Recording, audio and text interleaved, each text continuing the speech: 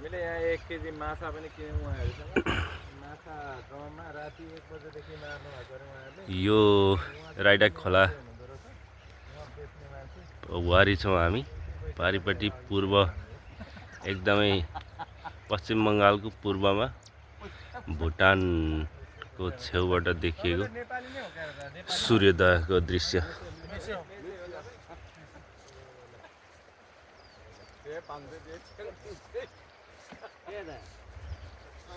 इन्डियाको पनि सुदूर इन्डियाबाट सूर्योदय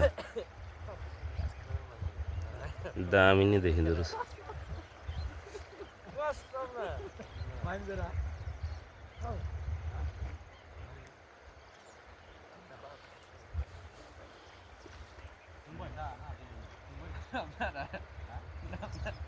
घाम झुल्केको छ यो राइडाक नदीको।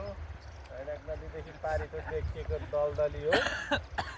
पारी देखिएको दलदली बजार हिजो हामी गयौँ। तर अब यो राइडाक नदीमा पुल नभएको कारणले हामीले चाहिँ लामो यतापट्टिबाट यात्रा गरेर पर पुगेर अनि 12-20 मात्रै पुल छ। पुलबाट पारी गएर हामी सानीमाहरूको घर पुगेर आयौँ। सानीमाहरूको घर अनि बुढो मावली गएर आयौँ।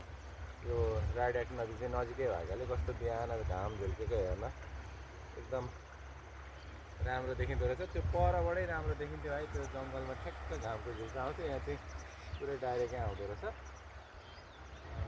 राम्रो देखिएको छ। यतापट्टि भाइ छ उयो पुरो त उयो भुटान छ माथि। भुटान देखिएको छ ठ्याक्क भएर सर्र पानी बगेको यताको यो पहाड भुटानको पहाड अन्दाजको ठाउँ छ बिहान हेर्नलाई। त्यही राइडाक नदीको किनारमा आयो।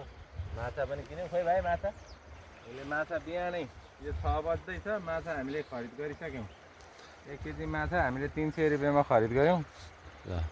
अनि माछा मार्ने साथीहरू पनि जानुभयो त। माछा खरिद गर्न